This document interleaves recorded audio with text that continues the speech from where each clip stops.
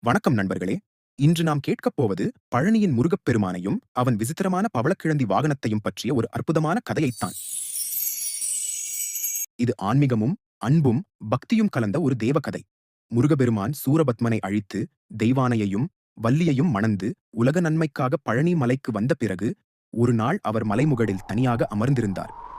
அப்போது, ஒரு அழகிய பவள நிறமுடைய பறவை, ஒரு பவளக்கிழந்தி அருகே வந்தது.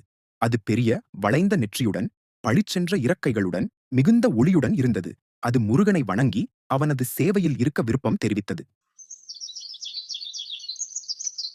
முருகபெருமான் சிரித்தார். "நீ என் பக்கத்தில் இருக்க விரும்புகிறாயா?" என்றார். அந்த பறவை தலையை குனிந்து ஒப்புக்கொண்டது. முருகன் அப்போது ஒரு வரம் வழங்கினார்.